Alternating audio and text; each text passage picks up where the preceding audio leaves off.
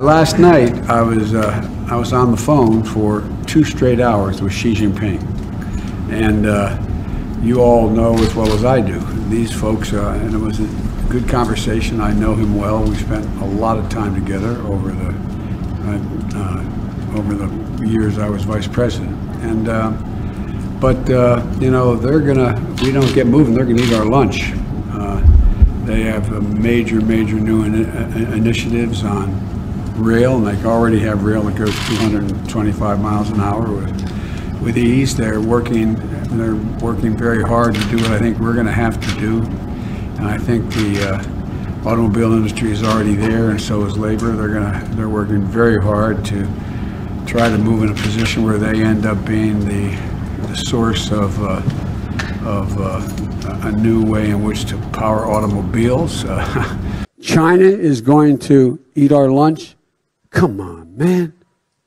They can't even figure out how to deal with the fact that they have this great division between the China Sea and the mountains in the east, in the west. They can't figure out how they're going to deal with the corruption that exists within the system. They're not bad folks, but guess what? They're not competition for us. We've watched President Biden, just by the stroke of a pen, eliminate more than 1 million jobs. But it's more than just jobs and families that he's destroying. He's destroying the hotels, the restaurants. And the response that we get is that these people can go make solar panels. Well, you know what happens? There's not enough solar panels to make. The jobs don't pay the same. And those solar panels don't pay the royalty. They pay for the schools, they pay for the roads, they put people through college. He has no plan of what he's doing. Just in my tour throughout the country, people continue to ask me, where are the jobs this president promised? Well, the jobs that he promised are not here, but now he's eliminating not just the jobs, but he's eliminating the strength of America.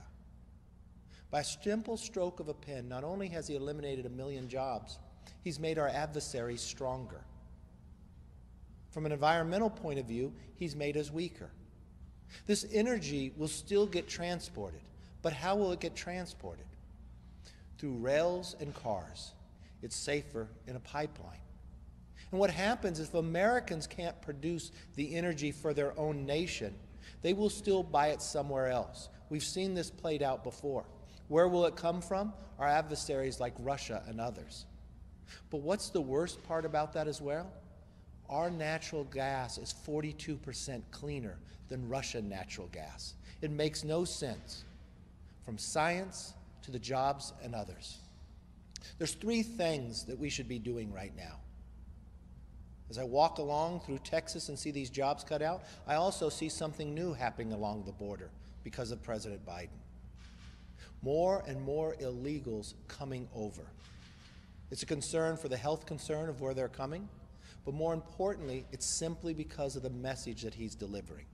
I think it's more important that we focus on the 10 million Americans who are out of work right now, and let's not add to that number.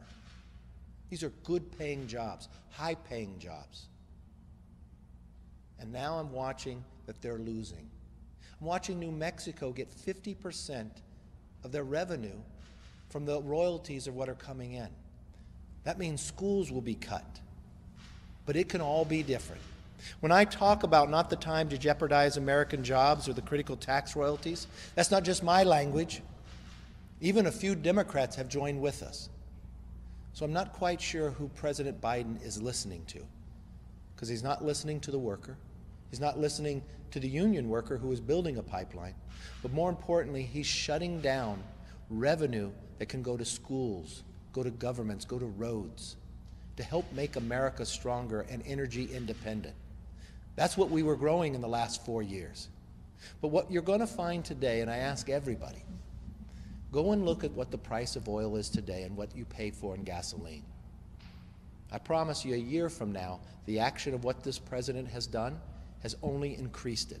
The affordability is going to go through the roof. But that can all change, because he can stop this direction. He could take his own words that he said at the inaugural, unity, to work with both sides. I'm ready to sit down and work together to focus on putting the 10 million Americans back to work, to focus on putting kids back in school.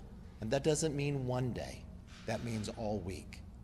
And focus on making sure every American who wants a vaccine gets one.